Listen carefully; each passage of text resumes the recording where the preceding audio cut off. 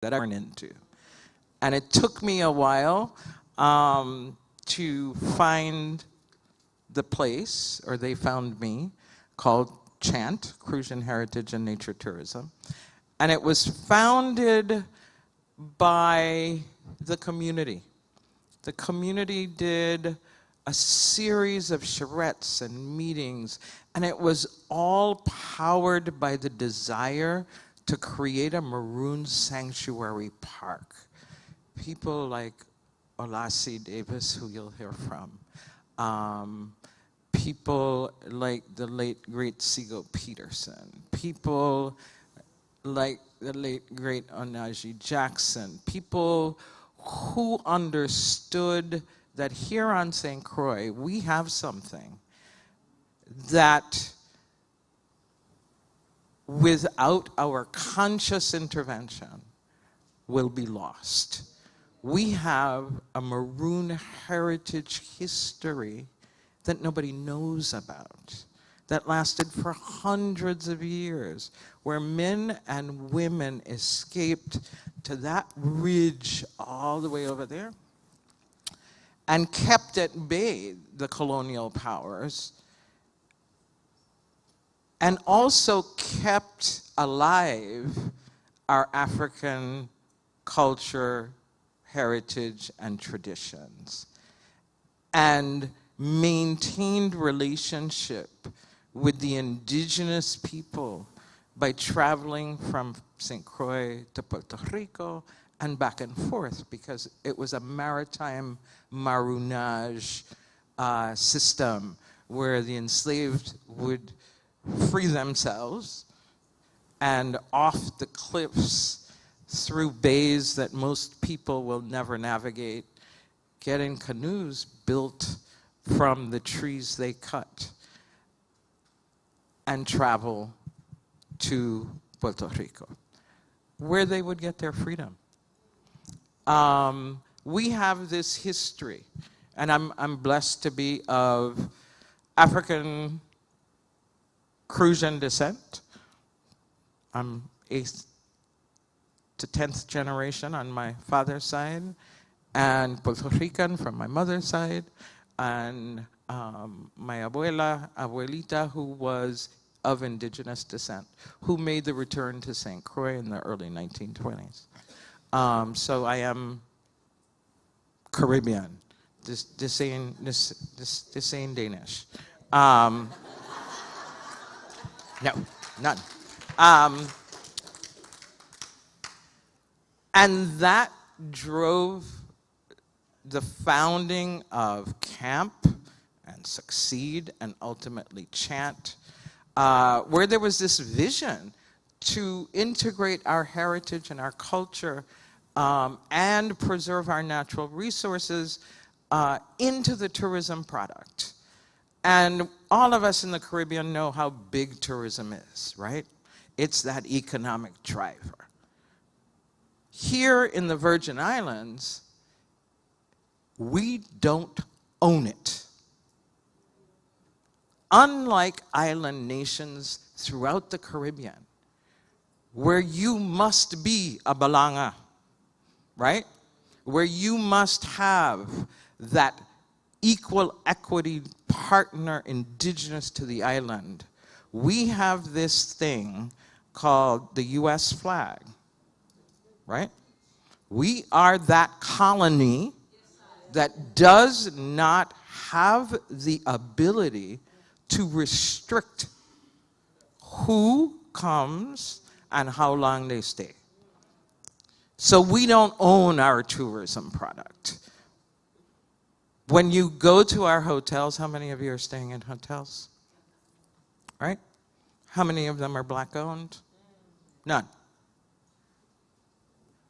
Now with the advent of Airbnb and corporate investment in residential housing, low and moderate income homes are now being transformed to Airbnbs in quaint local communities. Isn't that the way they're marketed? So that was what our people saw, was to integrate our history, but more importantly, train our people how to own Airbnbs, how to own small hotels and operate them, how to be tour operators and tour guides, and how to do it while telling the authentic history of the people of St. Croix, the Virgin Islands, and the Caribbean. And we are blessed, thank you, that St. Croix is that place where the Caribbean diaspora reside. Because of that red, white, and blue, and because of development initiatives in the 1950s and 60s,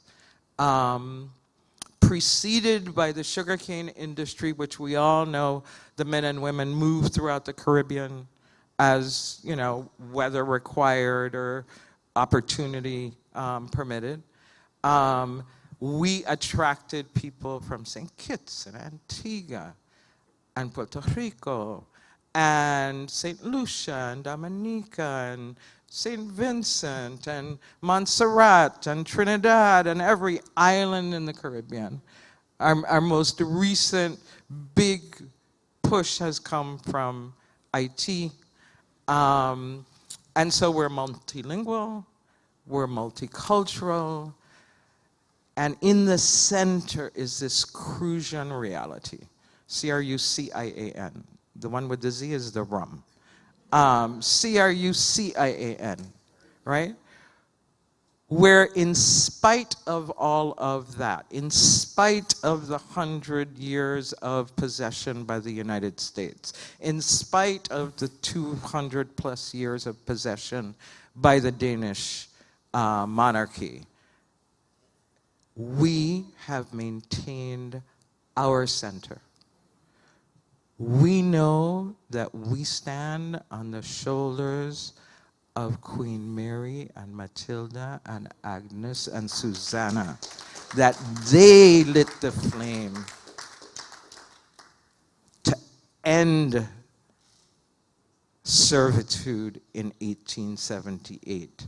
We stand on the shoulders of Moses Roberts and Martin King and General Bud Ho, who spent months organizing,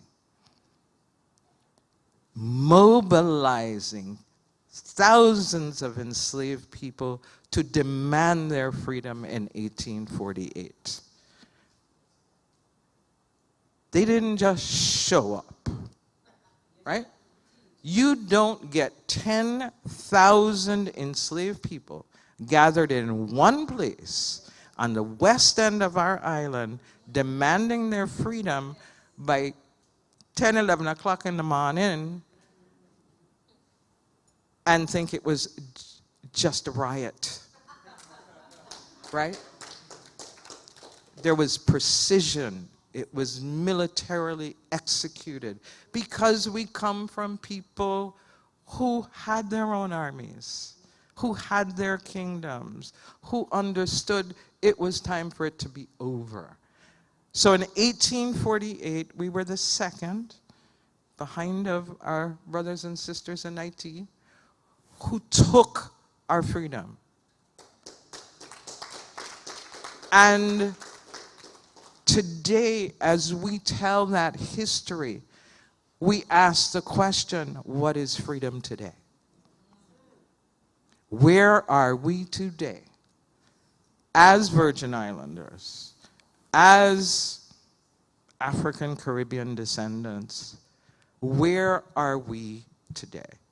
Are we truly free, or are we still shackled by the realities of colonialism?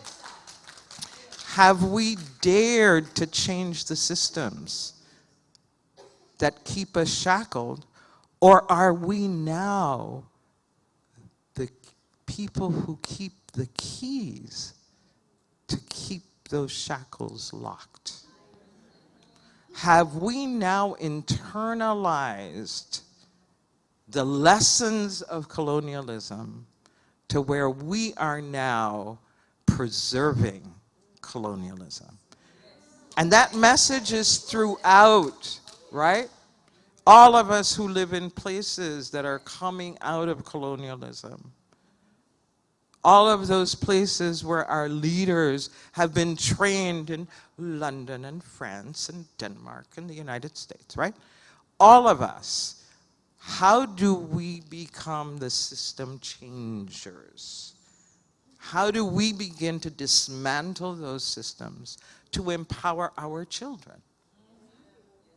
Because this has taken over, and we don't use it, right?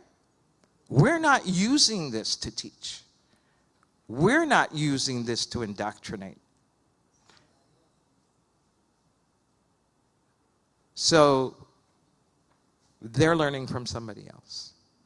So in this time of transformation, it is about implementation.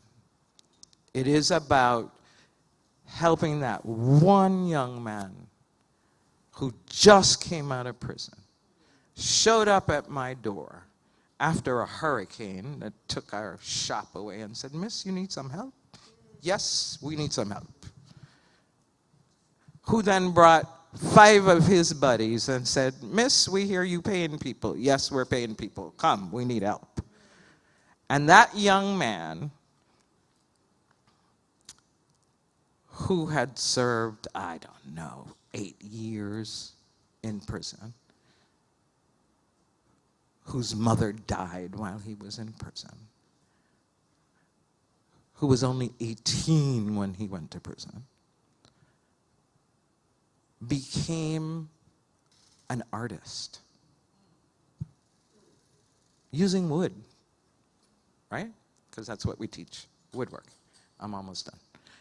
And the day we told him, "There's an art show, we want a couple of your pieces to go in the art show," he said, "Miss, them place ain't for people like me." I said, "Young man, it's your job to walk in and take your place." And that's what we have the opportunity to do, one at a time. Because what do the old people say? One hand can't clap, right? One at a time, and we make that difference. So, the timer's here. The conch shell almost blew to get me to quiet down. But thank you for the inspiration. This had nothing to do with what I wrote, but I appreciate you.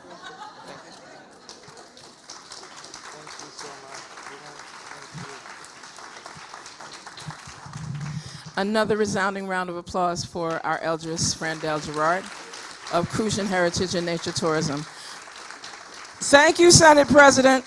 Thank you very much, sir. We want to make sure we keep everybody in that same type of energetics, and we're being very mindful of the time.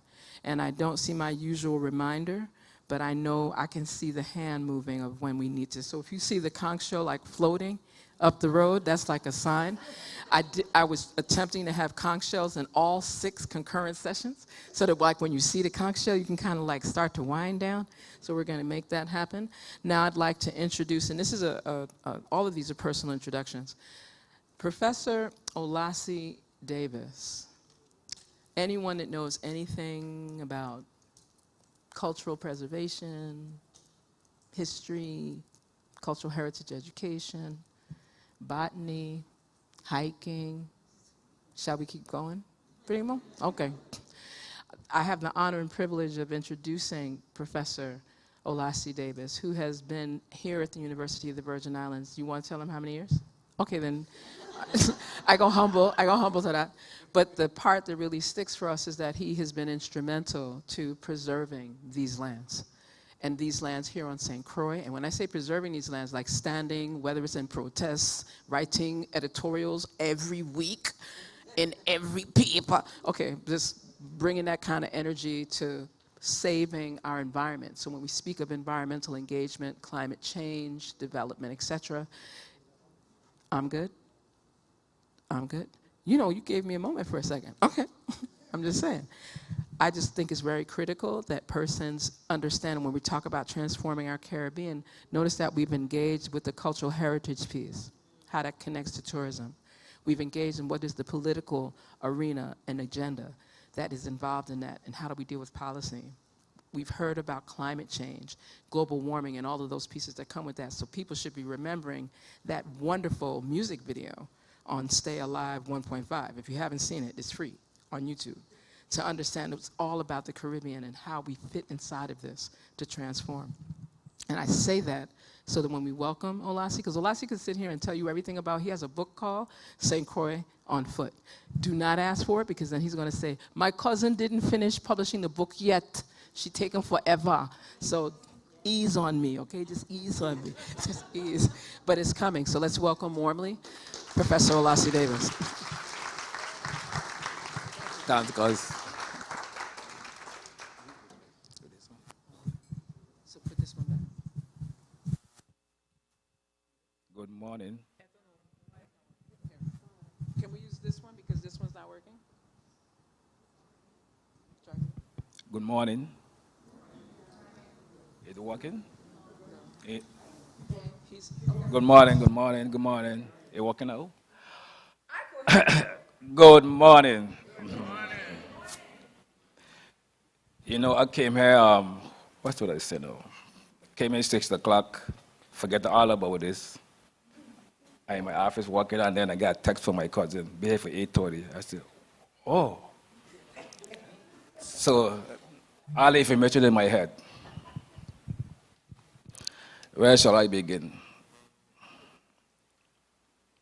I have a pretty wide background, 5 disciplines, and I'm a kind of person that not talking about something, but doing it and living it. We have 4 from Jamaica and other Caribbean islands in here, and we travel throughout the entire Caribbean every year, except for the pandemic. The last time being to the Caribbean traveling was in Jamaica in 2019. That was second trip there. We stayed there for about 14 days hiking. Went to Maroons, went to different places, and Trinidad and Cuba, and the list gonna go on. Last weekend was my odd day, that's a new town for birthday. I met the older gentleman.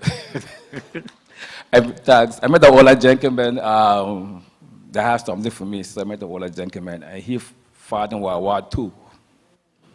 I ran my cousin was blowing a conch shell, I learned something from him. He told me that here in St. Croix,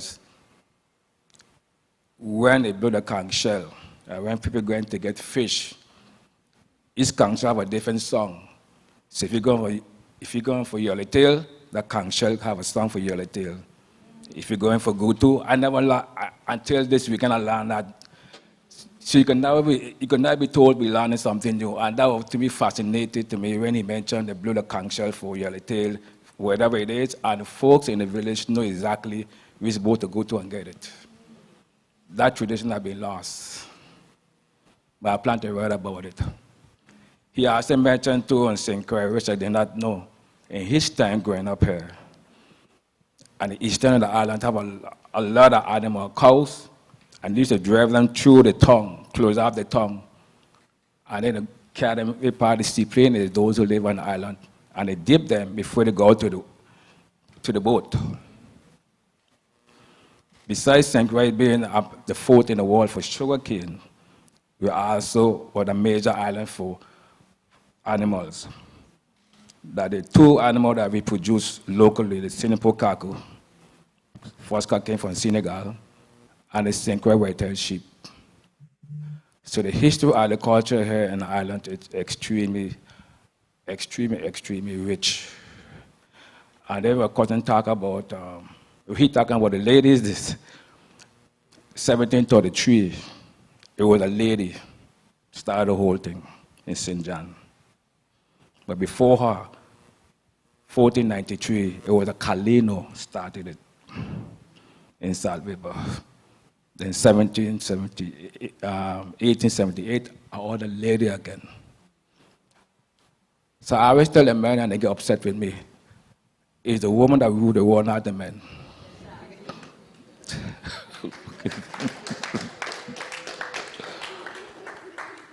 I see she laughing. My job at UVI is international. I get calls from all over the world. Last week, I was on phone from Denmark, a company. They're doing production, film production, and slavery in the West Indies.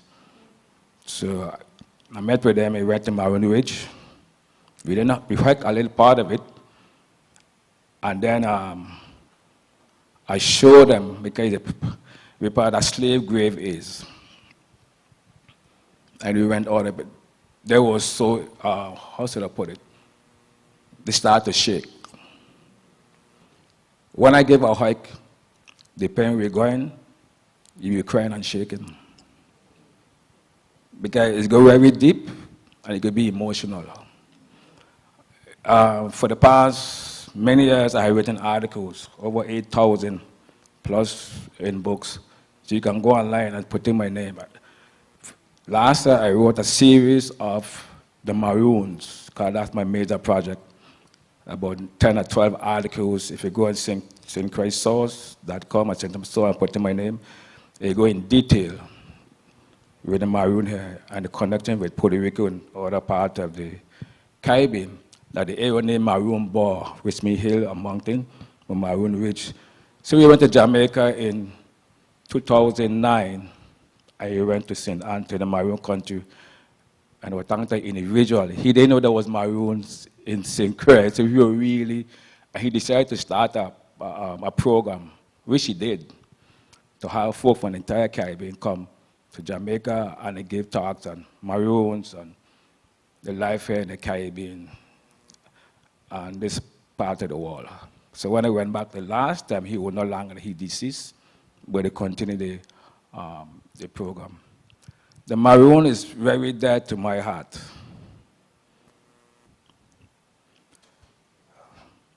You know, the funniest thing, when those 3 journalists came with me last Thursday, after a busy schedule, and I carry information, and they read it, they start to cry. In Denmark, they don't get the information. And even here, we are ignorant to our own history. When I told her that in a Danish, I said, I didn't write it, there it is. They were the most brutal when it comes to slavery in these West Indies. And she read that lady from Denmark, she cried. She said she never got it in Denmark. And then when she reads some of the enslaved names that migrated from here to Puerto Rico, she just shake her head. She couldn't really digest that. And so I been sick out, so I do teach classes in Denmark online. I get contact, and I work with students doing a master and a PhD. All over the world, again, they contact me. The black archaeologists, there's one of them in here. There's over there. So I work with a lot of people from all walks of life. This summer, I work on other archaeologists from California, and we're doing archaeologists, forestry ecologists. She got $100,000 from the National Geographic.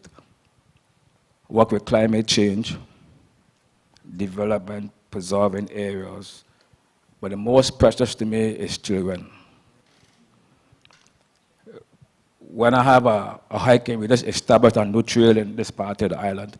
And that trail have information, you can put your phone on the barcode and get information. And when this child, he's in 5th grade, he did not know that Puerto Rico was an island. I was totally shocked. So that would tell us something about our school system. I like, you don't know Puerto Rico is an island? And I look at the teacher and she like, I said, oh my goodness, in this day and age. So it's the young children we need to focus on. Because they're supposed to be those, I close to 100 than 0. I did tell them, they laugh. And they say, how I dress? Because I'm a bushman. I got my no water shoes for about my all day. And so, UBI, where my cousin, she gone out. Been here 35+ years. But my job is a hobby. When I wait to leave, I just leave. And so, I think sometime before the week is out, my cousin supposed to announce to go on a hike. And then he began to understand the history of St. Christ. I am in the river. So I welcome you here to St. Christ. And while you're here, enjoy the island. And I consider this without contradiction. I'm the only one for years consistently writing issues with the environment, preserve environment in the paper, consistently. Going to court, my cousin over there, Dr. Christensen, testified in Congress, protecting land, taking blows, doing research with students from all over the Caribbean and the United States. You have to really live for something, have a purpose in life. You're not just living because you're just living.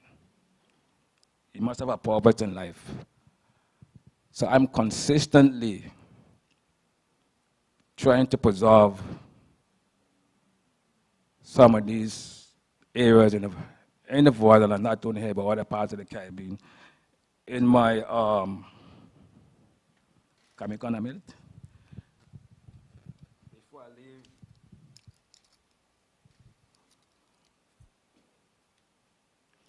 I just want to give you the website. If you go on Maroon Ridge by Forgotten Land.com, you'll see the watershed I try to protect for more than 30 years now. Maroon Ridge, Forgotten Land. What an area. You will feel the spirit. In that area that there's slave grade, I wrote about a guy named George Washington. All information online. With Mary Moorhead, not Mary Moorhead, Mary Roebuck, we traced this individual family back. His mother, his great-grandmother came in, she was 18 years old from West Africa. And his gravestone, he got March 9, 1887. And we began to do the research, and I wrote an article. So his generation come right down. And people today who live here is connected to him, and that's one of the slave graves here. You can see the conch shells and so forth. There's so many graves in that particular area. So again, my cousin, she will contact me, we do an arrangement. And when I go out, that's when I get into history. Not here. You just get in a little introduction. Because this could go on. Can you tell? Thank you very much, Professor Olasi Davis. And see, we're doing our best to make up some of this time so that we can get to our concurrent sessions that are going to start. I would be remiss if I did not acknowledge that there are several people in the room that I'm just going to ask for a moment of reflection, because there are things that are happening while we're here in spaces like Haiti.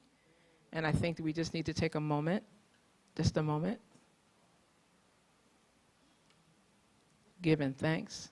There are some things that are happening in different parts of West Papua New Guinea. I think that we need to take a moment and just reflection. There are things that are happening in Palestine, whether we refer to it as occupied, whatever. I think we need to take a moment and just reflect. And there's some things happening in the 48 contiguous U.S. And I think we definitely need to take a double moment and gather our energy, right? Because you've heard various components of what exists here in II St. Croix. And there are going to be some discourses that are going to allow for us to do what? Engage in, let's say it together, actionable. Oh, see, I don't even got to read it. Perfect. So we've got that one. And there'll be some other terms that we'll start to navigate and share together. I want to take I'm going to ask everyone that's on our round table, because this was more than just a panel. This was more of a discussion that could easily have gone into the wee hours of the night, right? I have to take a second because I just saw a face of some folks that I need to acknowledge that do this work that we're speaking about, right? I don't mean to put them on the spot, but Sister Queen DeJabana, Miss Ann Wallace Francis, can you just put your hand up, please? Thank you very much. Her beloved husband, Alcedo Francis, put your hand up, please. And I want to take a second on why I'm acknowledging them, because of the work that they do with Camp Umoja in St. Thomas. And they have been able to protect land around Mandel Bay for decades. And we all know the situation, those that live here, of our very inexpensive travel between St. Thomas and St. Croix. I'm being facetious. And for them to come, we wanted just to make that acknowledgement. I also would like to acknowledge I still call her delegate to Congress, even though that's not her position now. She's been blessed to retire and enjoy life a little better. The Honorable Donna Christensen. All right, because many of the things you're hearing about were in her time in DC. I think it's important to acknowledge that things we were doing to make St. Croix. I'm wondering how many people know that St. Croix has been designated as a National Heritage Area. I'm just curious, by raise of hands. Oh, this is good, because usually we get like 3 hands, right? So those must be persons that live here. But I just think it's important that you know that you're in a space. That's why you hear me say the cultural capital of the Virgin Islands. I say it unapologetically. I say it all the time, right? But it's also a National Heritage Area, which means that all of us are going to have another layer of work. And you heard me mention about planning, but I want to highlight that we have an organization called Succeed that was instrumental to guiding the Department of the Interior to use the plan that was developed here in St. Croix for the actual protocol and points of excellence for any National Heritage Area in the entire U.S. The person that was very instrumental, a lot of us did some legwork, because she definitely made me put on Converses and work. The Honorable Claudette Adjoa Young-Hines. Please put your hand up, sis. A planner like no other. I just want to highlight that. So with that, I would love to have, we know. But if you could give us like a closing reflection, Eldris Frandel, and then I'm going to ask the same of our administrator. And then I'm going to ask the same of Dr. Oleson. I just need you to give me like the 60-second version. I need the 60-second informational version. Because we'd like for persons to leave from here with what we just said, actionable deliverables. What are we going to do? You know, we can do this theoretical piece. I mean, we've been doing that most of our adult life. So it would be ideal, because the children coming behind us, they're like, oh, where the money there? Oh, how we going to live? What one? I mean, that's what's happening right now. So please, Eldris. So it came in handy. Thank you. Transformation requires collaboration, community engagement, and strong partnerships. That's the job. Thank you.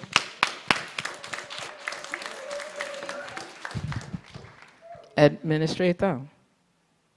Honorable. Gracias, señor. I just want everyone here to just tap into the vast knowledge that we have here. I'm standing right next to a gentleman that I've admired for years, and today I learned something new. And it seems like every time I meet this gentleman, I learn something new. So please, please, please take advantage of the knowledge that we have in this room. Enjoy the island, enjoy our culture, eat our food, drink a lot of rum, and spend money. Gracias.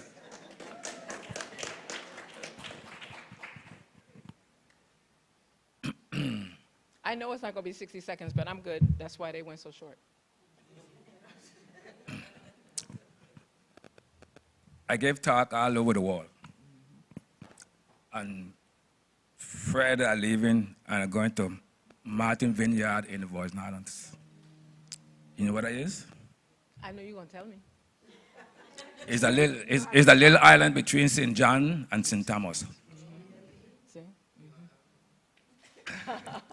I think I give you homework. I like, as a professor, I give you homework. But this individual owned Martin Vineyard in Massachusetts, but it's a small island, about 175 acres of land. She happened to come to give a talk, historical talk on plants and everything. Everyone in here, just don't talk about it when it comes to the history of the Caribbean. Live it. So you can set an example for those coming behind us. If I'm working with children, it's hard to see that they don't know themselves.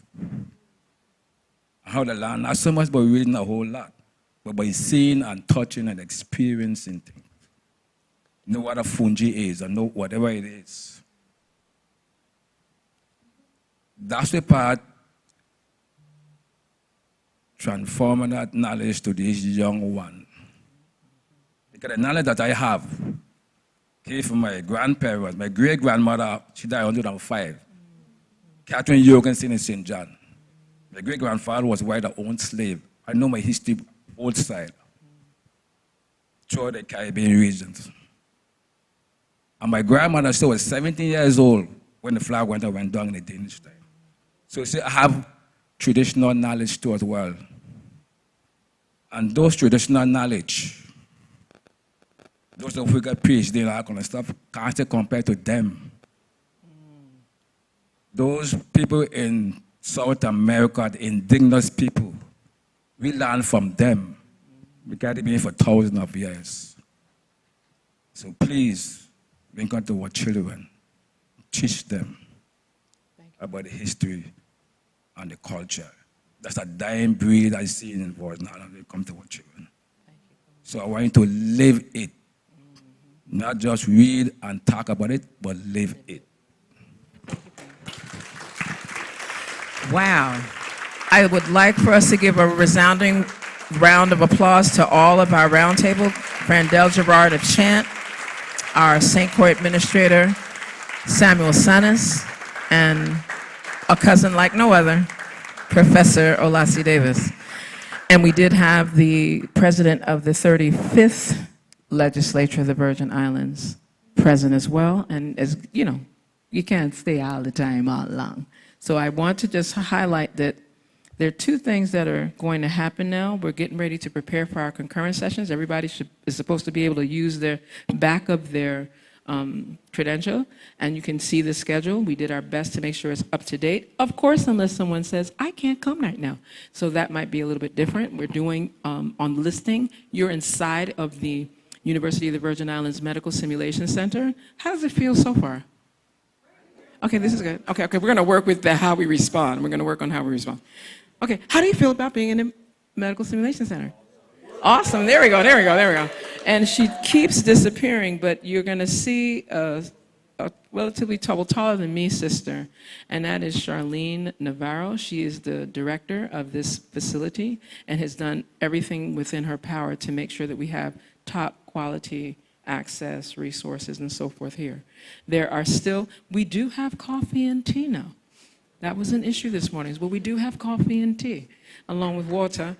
And lunch today, and I've got to go through my list of things, but I want to also highlight, and some of my sponsors are like, don't say anything. So I'm not going to say anything. But we had lunch sponsored today for everybody. So I know this is about you all, because they don't feed me too often, but I just wanted to just highlight that. And when I get permission to say who that sponsor is, then I'll say it, but I was directed not to, so I have to be sworn to secrecy. Right, anyway, but I just would like to ask, is there any one or two burning questions? I know, because this could be like another hour. So I appreciate that. No worries. Please keep in mind that here is MSC. With this space is the lecture hall. The cafeteria, the place you can eat and have beverages is in the cafeteria in the corner on the other side with the 3 screens. Some of our Spanish and French presentations are going to be hosted inside of the small conference room that you can see right through, and it has chairs surrounding. On the other part of the campus, you will see the Research and Technology Park, and I want to highlight something about the Research and Technology Park. The Research and Technology Park is one of our triple platinum sponsors. Notice what I said, triple platinum sponsors, because they provided all of their facilities for CSA. And I just want people to be aware of that. I'm sure it's going to be a long list, right?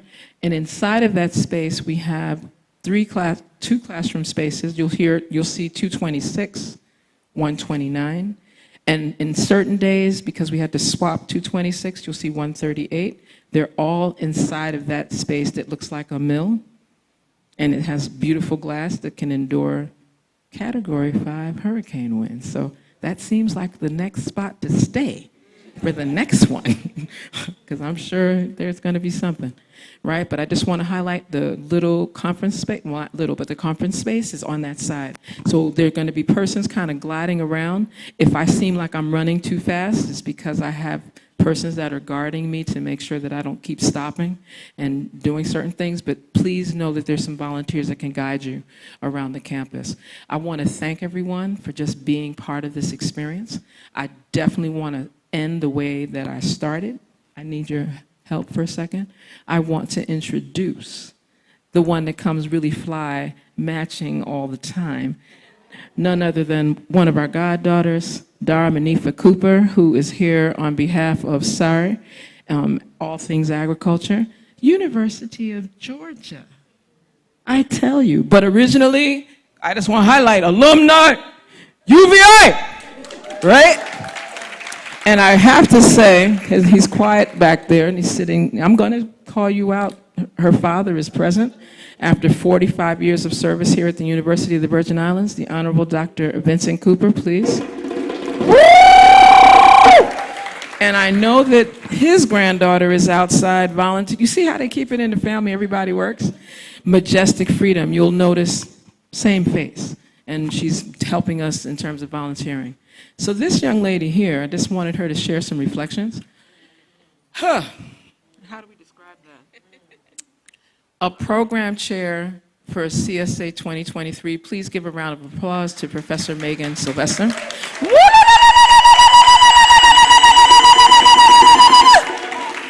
You know those calls that you get all night?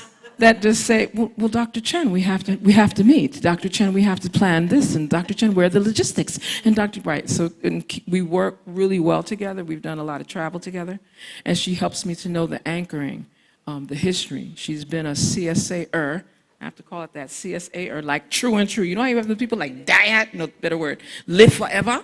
Right, CSA, if you want to know anything about CSA, ask Professor Megan Sylvester. I'd like to give her a round of applause publicly.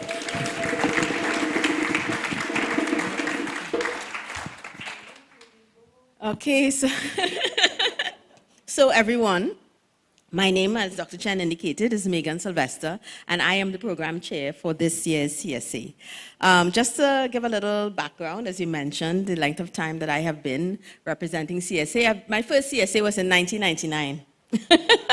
And so I have been coming, steadily, more or less, for many, many years. And so I am, strictly speaking, a member of the EC Council, but I also am, you might know my face from being the CSA newsletter editor, which I've been doing since 2014. And of course, we publish this newsletter every month, where we make sure that we have that connection with our membership. And this year, I decided to extend my service to CSA by joining Dr. Chen and being the program chair.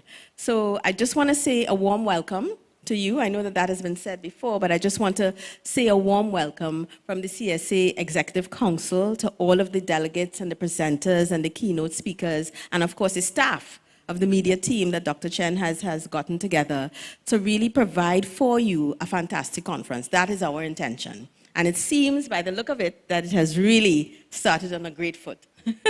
So thanks again for being here, and welcome to CSA 2023. Thank you. And before we leave, I think that I need to highlight that for the first time in at least the years I'm familiar with, we have an inaugural CSA journal. I'm so excited that I can't even give words to it, because in my capacity as the inaugural director of the Virgin Islands Caribbean Cultural Center at UVI in a previous iteration, previous life, yeah, we had the opportunity to actually sponsor this particular journal, which we have printed copies. After flying to Jamaica and sitting in the office of UE Press, we want to give an acknowledgement to the University of the West Indies Press for assisting and really publishing a Caribbean Studies Association journal in the Caribbean. Yes! So, and we had a chief editor. I want to acknowledge her as well, Dr. Opal Palmer-Adisa. Woo, woo, woo! And the quiet gentleman in the corner taking pictures in the red shirt, Dr. Ramon Raymond Laureano. We want to thank you for serving as our managing director, editor in that regard. He brings engineering to this field, so I'm going to pause there. You'll hear more about the launch as we move through the week of activities. Are you ready to start? You ready to start? You ready to start?